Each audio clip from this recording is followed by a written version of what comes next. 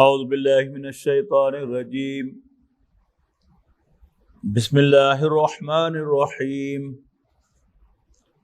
والطور وکتاب مسطور فی رق منشور والبیت المعمور والسقف المرفوع والبحر المسجور ان عذاب ربک لواقع ما له من دافع یوم تمور السماء مورا وتسیر الجبال سیرا فویل یومئذ للمکذبین الذین هم فی خوض یلعبون یوم یدعون الی نار جہنم دعا هذه النار التي كنتم بها تكذبون أفسحر هذا أم أنتم لا تبصرون اصلوها فاصبروا أو لا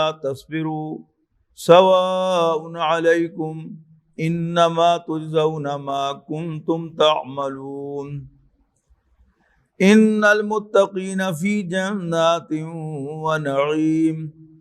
سورۃ قاف اور سورہ ذاریات کے بعد اب یہ تیسری سورت اس سلسلے کی آ رہی ہے، سورۃ طور۔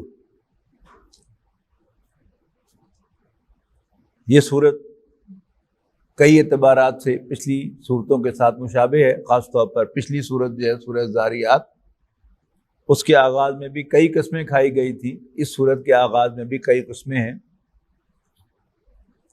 وہاں بھی مقسم بھی جس بات پر قسم کھائی گئی تھی وہ قیامت تھی، اور اس میں بھی قیامت ہی کا ذکر ہے۔ اس میں جو پہلی 5 آیات ہیں، بلکہ پہلی 5 قسمیں جو 6 آیات کے اندر آئی ہیں، ان کے تعین میں کافی اختلاف ہے، اور ان کا تعین کرنا کہ اس سے مراد کیا کیا ہے وہ ذرا مشکل بھی ہے۔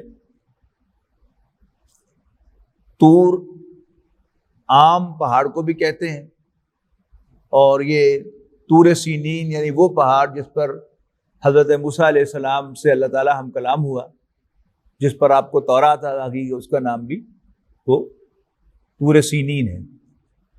تو وہ طور کی قسم، وہ کتاب مسطور اور لکھی ہوئی کتاب کی قسم، فی رق منشور کشادہ اوراق کے اندر۔ قرآن مجید اور تورات میں باوجود اس کے کہ یہ دونوں اللہ کے کلام ہیں، اللہ کی نازل کردہ کتابیں ہیں، لیکن تورات پتھر کی تختیوں پر حضرت موسیٰ علیہ السلام کو عطا کی گئی تھی کندھا کر کے، جبکہ قرآن مجید ڈائریکٹ نبی اکرم صلی اللہ علیہ وسلم کے قلب پر نازل ہوا۔ تو اب کیونکہ یہاں ذکر ہے طور کا، کوہ طور کا، اور پھر ذکر ہے کشادہ اور آگ پر لکھی ہوئی کتاب کا، تو اس سے مراد تورات ہو گئی۔ والبیت المعمور، اور آباد گھر کی قسم، اس میں بھی اختلاف ہے۔ بعض لوگوں کا خیال ہے کہ اس سے مراد خانہ کعبہ ہے، جو ہر وقت آباد رہتا ہے، 24 گھنٹے وہ بند نہیں ہوتا، اور کچھ نہ کچھ لوگ اس پر طواف کرتے رہتے۔ بعض محققین کا خیال یہ ہے کہ اس کعبے کے اوپر 7ویں آسمان پر ایک گھر ہے جس کے گرد ہمیشہ فرشتے طواف کرتے رہتے ہیں، اور وہ ہمیشہ بھرا رہتا ہے، یہ اس سے وہ مراد ہے۔ اور تیسری رائے اس کے بارے میں یہ ہے کہ اس سے یہ زمین مراد ہے، کہ جس پر لکھوکھا نہیں اربوں انسان آباد ہیں، اور اس کے اوپر چھت جو ہے وہ آسمان ہے۔ تو اس لیے کہ اگلی قسم اسی کی آ رہی ہے، والسقف المرفوع، اور ریزڈ کینوپی، بلند کی ہوئی چھت کی قسم، والبحر المسجور، اور ابلتے ہوئے سمندر کی قسم۔ یعنی اگر آپ ساحل سمندر پر کھڑے ہو کر سمندر کو دیکھیں تو وہ جو ہے وہ اٹھا ہوا نظر آتا ہے جیسے وہ ابل رہا ہے، اور ان سب باتوں پر یہ سب باتیں، یہ سب قسمیں کس بات پر کھائی گئی ہیں؟ ان عذاب ربک لواقع، بے شک آپ کے عذاب، آپ کے رب کا عذاب واقع ہونے والا ہے، اب گلہ نہیں ہے، اٹس گوئنگ ٹو ہیپن، ما لہ من دافع، اور کوئی اس کو روکنے والا نہیں ہے، دفع کرنے والا نہیں ہے۔ یوم تمور السماء مورا، جس دن آسمان کانپتے ہوئے لرزنے لگے گا، وَتَسِيرُ الْجِبَالُ سَيْرًا، اور پہاڑ اون کی مانند اڑنے لگیں گے۔ اور یہ پہاڑوں کا اون کی مانند اڑنا یہ بڑی غیر معمولی چیز ہے کہ اون کا اڑنا، اس کا آپ مشاہدہ کر سکتے ہیں کسی پینجے کی دکان پہ جا کے۔ اب تو یہ جب سے یہ ریڈی میڈ رضائیاں آ گئی اور کمفرٹرز آ گئے، اب وہ ہمیں پینجے کی دکان پر جانا نہیں پڑتا، وہ ابسلیٹ ہو گیا آلموسٹ۔ لیکن آپ کو یاد ہوگا کہ ابھی زیادہ عرصے کی بات نہیں ہے، آپ میں سے بہت سے لوگ جو ہیں وہ اس سٹیج میں سے گزرے ہیں کہ جب ہم روئی لے جا کر پینجے سے پجایا کرتے تھے، اور ایک طرف سے تو وہ روئی ڈالتے تھے نا، دوسری طرف سے جہاں وہ سب ریشے ریشے کر کے اڑتی تھی، وہ پہاڑ ہو جائے گا پہاڑوں کا، یعنی وہ پہاڑ کے جو اتنے فرم ہیں کہ جن کے ہلنے کا تصور بھی نہیں کیا جا سکتا، لیکن وہ بھی ریزہ ریزہ ہی نہیں، ریشہ ریشہ ہو کر اڑ رہے ہوں گے۔ فَوَيْلٌ يَوْمَئِذٍ لِّلْمُكَذِّبِينَ، تو اس روز جھٹلانے والوں کے لیے، اس بات کو جھوٹا قرار دینے والوں کے لیے خرابی ہوگی۔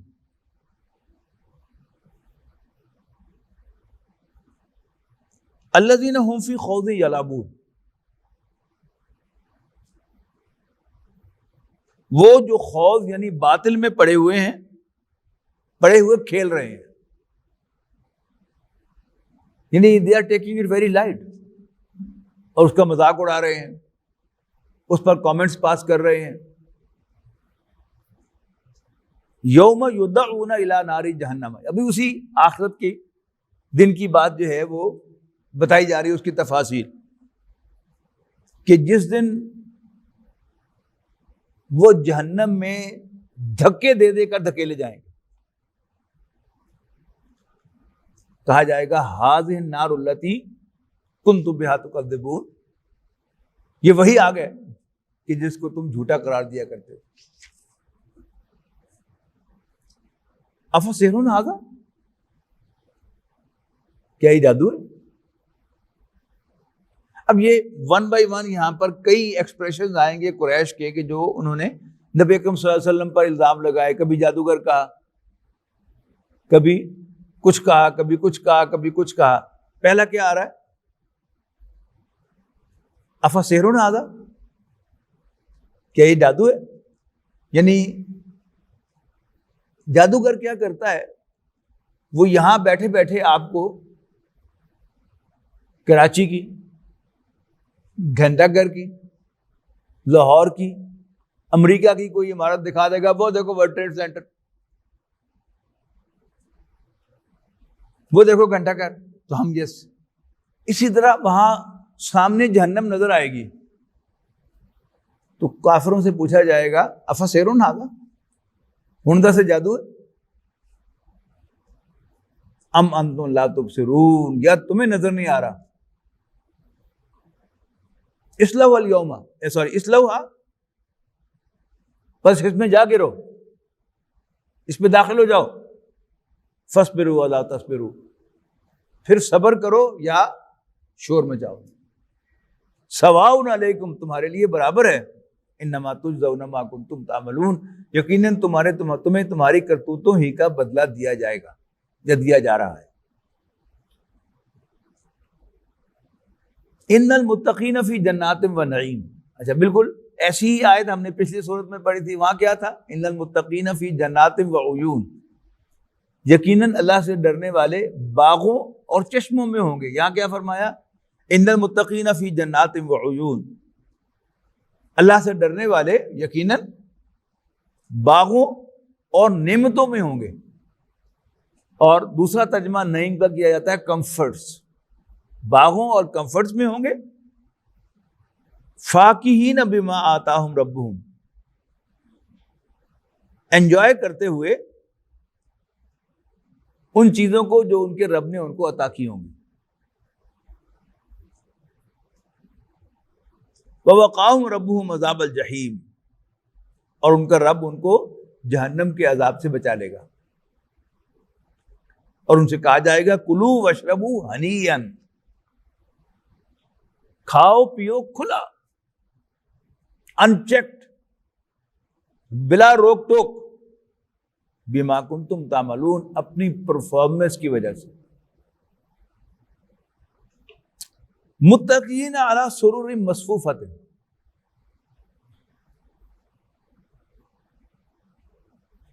وہ تکیے لگائے بیٹھے ہوں گے. یعنی تکیے سے مراد یہاں ریلیکس ہو کے بیٹھنا ہے. اور ایسا بھی ہو سکتا ہے کہ ان کے پیچھے باقاعدہ کوئی تکیے ہوں، یا صرف اس پوسچر کے لیے کہا گیا ہے کہ وہ ریلیکس کر رہے ہوں گے. کس پر؟ علی سرر. سریر کہتے ہیں چارپائی کو، اور اس کی جمع سرورن. بیڈز پر یا کوچز پر. علی سرور مصفوفۃ، جو ایک قطار کے اندر لگے ہوئے ہوں گے.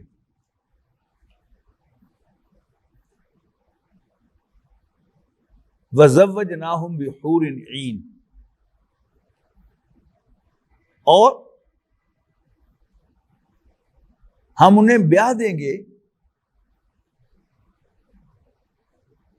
ان عورتوں کے ساتھ جن کی پرومیننٹ آنکھوں کے اندر سیاہی اور سفیدی کا کنٹراسٹ ہوگا. یعنی وہ کنٹراسٹ کے جو آرٹیفیشلی ہم کریٹ کرنے کی کوشش کرتے ہیں سرما اور کاجل لگا کر. سفید کپڑا ہوتا ہے نا، جب اس کو نیل لگایا جاتا ہے تو اس کی سفیدی نکھر آتی ہے. تو کاجل کیا کرتا ہے کہ ہماری آنکھ کا یہ جو کالا حصہ ہے اس کی کالک کو بڑھا دیتا ہے، اور وہ جو سفید حصہ ہے اس کی جو سفیدی ہے اس میں نکھار آ جاتا ہے، پلاہٹ ختم ہو جاتی ہے، تو سیاہی اور سفیدی کا کنٹراسٹ ہو جاتا ہے.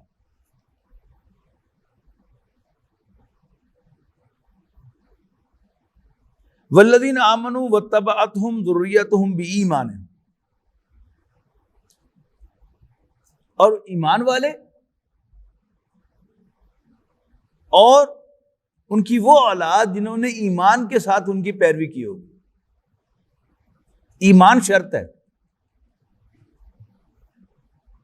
یعنی اگر تو یہاں وہ لوگ مراد لیے جائیں اولاد میں سے کہ جو اپنی پرفارمنس کی بنیاد پر جنت کے اعلیٰ مقام پر پہنچے، پھر تو ذکر کرنے کی ضرورت ہی نہیں. وہ تو پھر انہی میں شامل ہو گئے جن کا پہلے ذکر ہو رہا ہے، اللہ سے ڈرنے والے. یہاں ان کی وہ اولاد کا ذکر ہے کہ جو پرفارمنس میں وہ درجہ تو نہیں ہے ان کا، ایمان ہے، لیکن وہ اپنے والدین کو اون کرتے ہیں کہ وہ اللہ سے ڈرنے والے، وہ بڑے لوگ تھے. دو طرح کی ایک کیٹیگریز ہے نا. ایک یہ ہے کہ ایمان والے جو ہیں انہوں نے قربانی دی اس دنیا میں، کوئی دنیا کا مال نہیں بنایا، اور دین کے لیے محنت کی، قربانی کی، اپنی جان تک قربان کر دی اللہ کے راستے میں. اور اولاد ان کی انہیں اون کرتی ہے کہ مائی فادر واز گریٹ. دوسرے کیا ہے کہ وہ اپنے والد کو کوستے رہتے ہیں کہ ساڈا ایسے بنایا کچھ نہیں، ایویں ہی دوسرے کاموں میں لگے رہے، پبلک سروس میں لگے رہے، اپنے گھر کا خیال نہیں کیا. یہ کیا ہے؟ یہ ڈس اون کرنا ہے، یہ پیروی نہیں ہے. تو والذین آمنوا، اور وہ لوگ جو ایمان لائے، واتبعتہم ذریتہم بایمان، اور ان کے وہ بچے جنہوں نے ان کی پیروی کی ایمان کے ساتھ. یہ شرط ہے الحقنا بہم ذریتہم، تو ہم ان کے ساتھ آ کر ملا دیں گے ان کی اولاد کو. وما التناہم من عملہم من شیء، اور ہم ان کے اعمال میں سے کچھ کم نہیں کریں گے. یعنی ایسا نہیں ہے کہ ان کی اولاد کو ان کے کچھ نیک عمل ذرا ادھر بھی دے دیے جائیں گے تب وہ ریز ہو جائیں گے. نہیں، اللہ تعالیٰ کی طرف سے یہ خاص مہربانی اور عنایت ہوگی کہ ان کے اعمال میں سے کچھ کم کیے بغیر اللہ تعالیٰ ان کی اولاد کو بھی ان کے ساتھ آ کے ملحق کر دے گا. یہ بنیادی تصور کیا یاد رکھے گا کہ اہل جنت کے ساتھ اللہ تعالیٰ کا وعدہ ہے کہ تم جو مانگو گے میں حاضر کر دوں. لیکن شرط کیا ہے؟ اگر تمہارے بیوی بچے ایمان والے ہوں گے پھر تو ہم یہ تمہاری خواہش پوری کریں گے. لیکن اگر وہ ایمان والے نہیں ہوں گے تو حضرت نوح علیہ السلام کا بیٹا بھی ہو، وہ ایمان نہیں لایا حضرت نوح علیہ السلام پر، تو حضرت نوح علیہ السلام کی خواہش ریجیکٹ کر دی گئی کہ نو. یہاں وہ شرط جو ہے اس کو ذہن میں رکھیے گا کہ انہوں نے پیروی کی ایمان کے ساتھ، تو اللہ تعالیٰ ان کی اولاد کو ان کے ساتھ لا کر جوڑ دے گا، ملا دے گا ان کی خواہش پوری کرتے ہوئے. کل امرئ بما کسب رہین، ہر شخص اپنے اعمال میں رہن ہے، پھنسا ہوا ہے. یعنی اس دنیا سے ہم جائیں گے، یہ کپڑے بھی چھوڑ کے جائیں گے اور مال بھی چھوڑ کے جائیں گے اور اولاد بھی چھوڑ کے جائیں گے، لیکن ہمارے ساتھ کیا جائے گا؟ وہ ہمارے اعمال جائیں گے. تو اعمال کے بدلے ہم رہن ہیں. کل امرئ بما کسب رہین، ہر شخص اپنی کمائی کے بدلے رہن ہے. کمائی اعمال کو کہا جاتا ہے. وَأَمْدَدْنَاهُمْ بِفَاكِهَةٍ وَلَحْمٍ مِّمَّا يَشْتَهُونَ، اور ہم انہیں پرووائڈ کریں گے طرح طرح کے پھل، وَلَحْمٍ مِّمَّا يَشْتَهُونَ، اور گوشت جس کی انہیں چاہت ہوگی.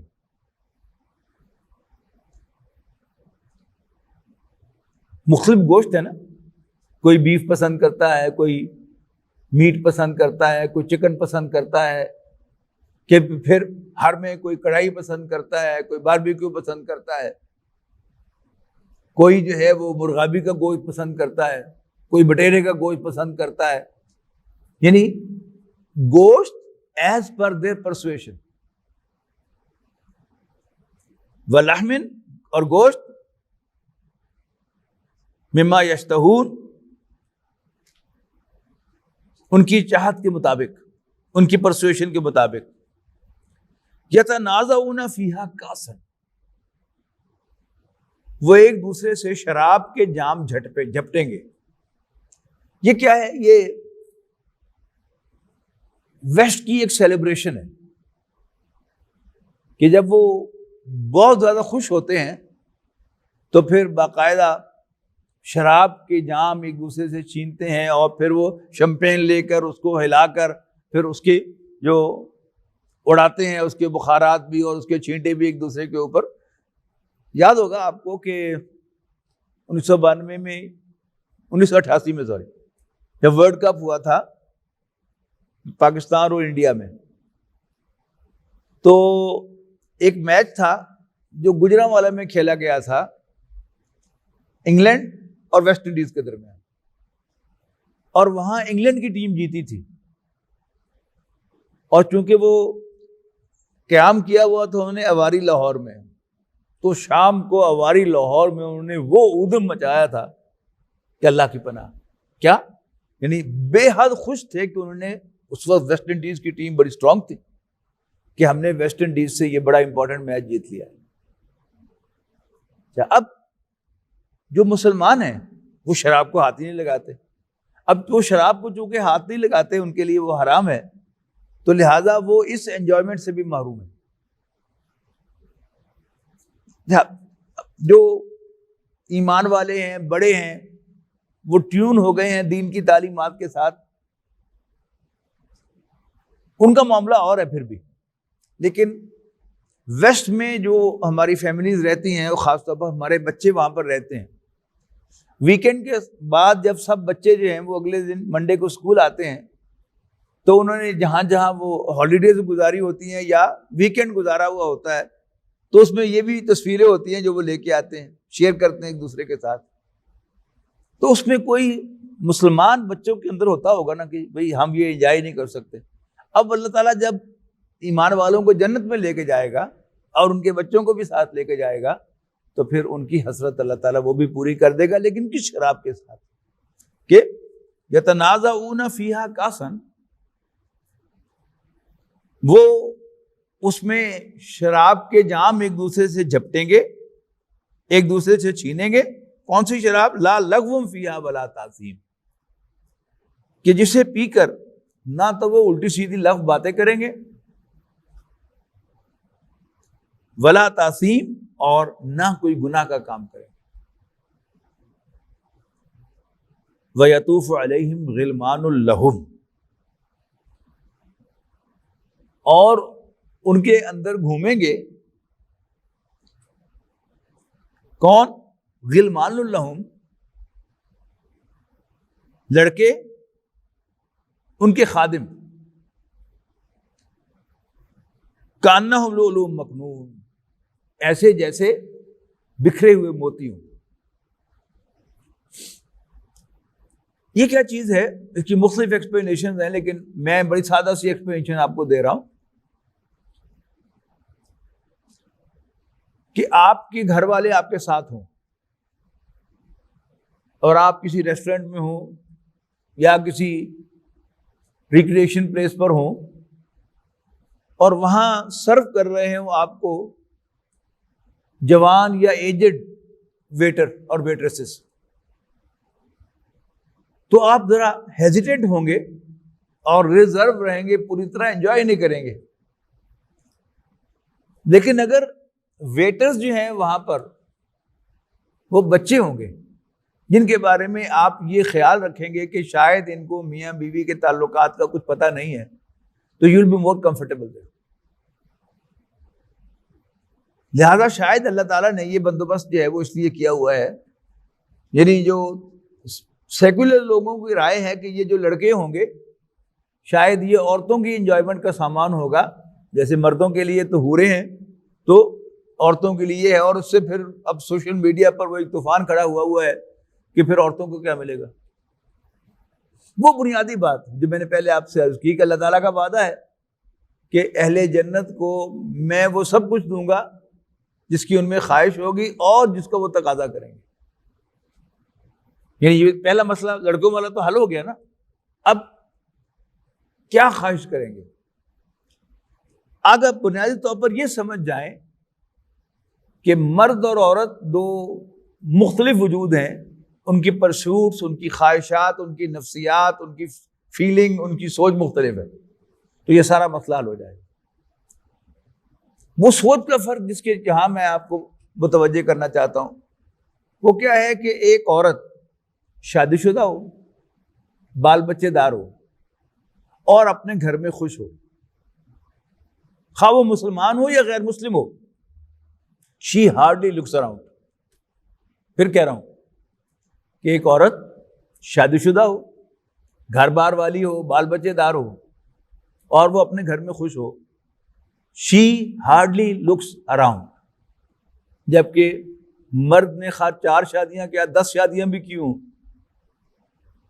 اور خوش ہو، سبھی بیویوں کے ساتھ اس کے تعلقات بھی بڑے اچھے ہوں، اللہ نے اولاد بھی دی ہو، پھر بھی مرد اپنی عادت سے، نیچر سے مجبور ہے کہ ہی ول لک اراؤنڈ.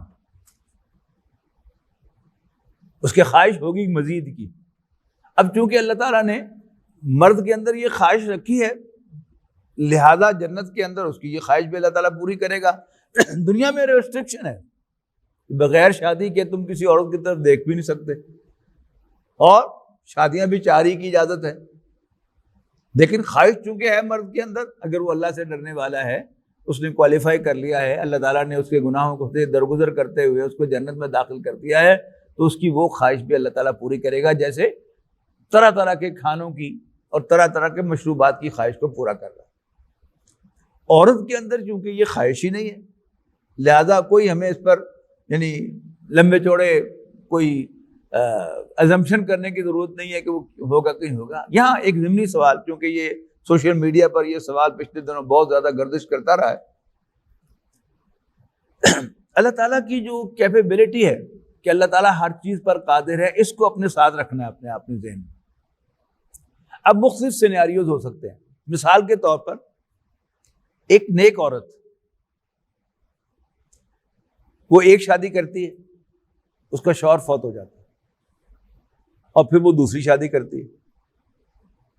اب وہ دونوں شوہر جو ہیں وہ نیک ہیں اور دونوں جنت میں جاتے ہیں، اور ان دونوں کی خواہش ہے کہ ہمیں جنت میں ہماری وہی بیوی ملے جس کے ساتھ ہم نے بڑا اچھا وقت گزارا ہوا ہے. اب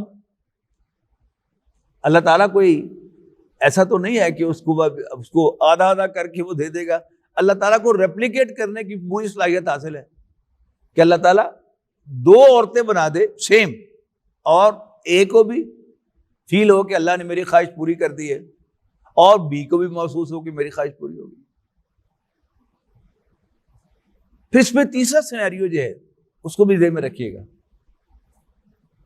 کہ ایک نیک عورت ہے، لیکن اس کا شوہر جو ہے وہ کسی وجہ سے اس کو پسند نہیں کرتا تھا، یا اس کو اپنا وہ شوہر پسند نہیں تھا.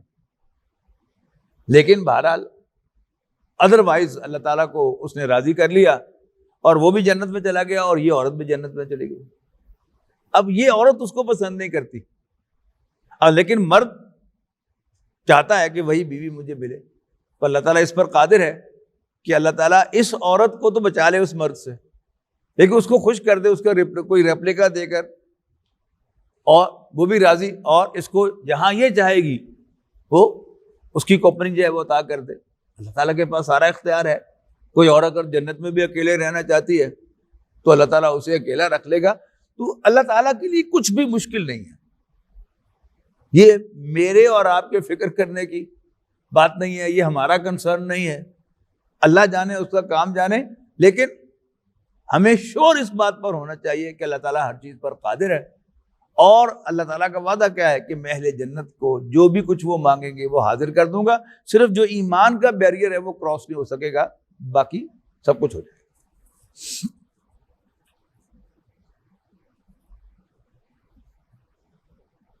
وَأَقْبَلَ بَعْضُهُمْ عَلَى بَعْضٍ يَتَسَاءَلُونَ،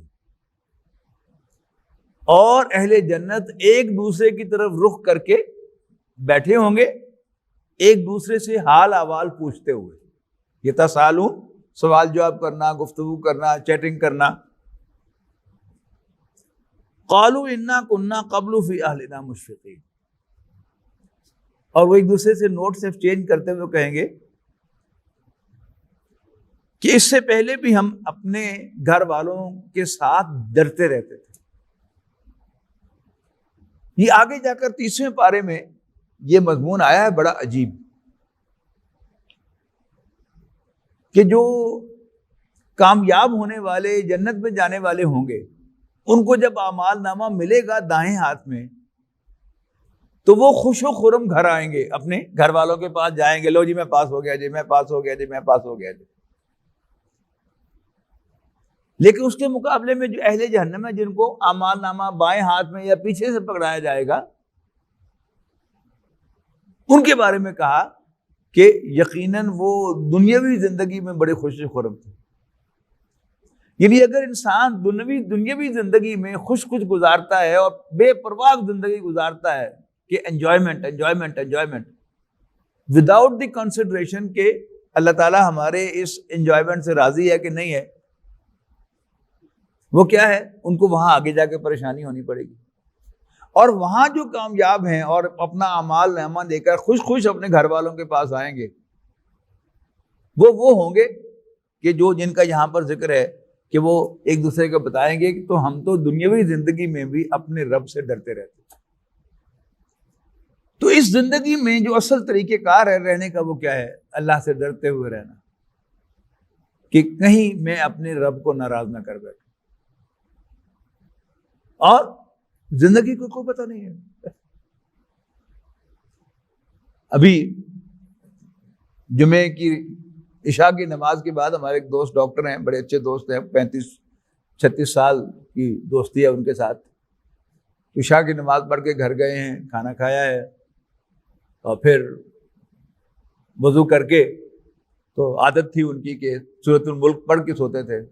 موبائل ایپ سے انہوں نے سورۃ الملک پڑھنی شروع کی ہے، ہاتھ سے موبائل گر گیا ہے. بیٹی ان کی کہتی ہے تو میں دیکھا تو میں سمجھی کہ شاید ریلیکس کر رہے ہیں، لیکن میں نے نوٹ کیا کہ انہوں نے فون کیوں نہیں اٹھایا آج اتنے میں فاسٹ ہوئے. تو زندگی تو اتنی ہے نا، تو ڈرتے رہنا کہیں پکڑا نہ جاؤں، اور موت کو یاد رکھنا. مجھے کہا ہے خواجہ عزیز الحسن مجذوب نے، ایک دن مرنا ہے آخر موت ہے، کر لے جو کرنا ہے آخر موت. تو اس دنیا میں ڈرتے رہنا، یہ نہ سمجھنا کہ میں ہمیشہ رہنا ہے. مرنا تو بہرحال ہے، کب مرنا ہے، آج کے کل، اسی سال کے اگلے سال، یا 5 سال بعد یا 10 سال بعد، یہ کچھ پتہ نہیں، شاید اگلے لمحے موت آ جائے. تو کیا کہتے ہیں آپس میں ایک دوسرے سے جو نوٹس ایکسچینج کر رہے ہوتے ہیں، کیا کہتے ہیں؟ قالوا انا كنا قبل فی اہلنا مشفقین، ہم اس سے قبل بھی اپنے گھر والوں کے ساتھ ڈرتے رہتے تھے. فمن اللہ علینا، بس اللہ تعالیٰ نے ہم پر مہربانی فرمائی. من کہتے ہیں احسان کو، من اللہ علینا، اللہ نے ہم پر احسان فرمایا. ووقانا عذاب السموم، اور ہمیں بچا لیا لو کے عذاب سے. انا کنا من قبل ندعوہ، اور ہم پہلے بھی اس کو پکارا کرتے تھے. انہ هو البر الرحیم، یقیناً وہ بڑا احسان فرمانے والا اور مہربان ہے. بر نیکی کو کہتے ہیں، بر نیک کو کہتے ہیں اچھا ٹریٹ کرنے والا. اور اللہ تعالیٰ کے ناموں میں سے بھی البر.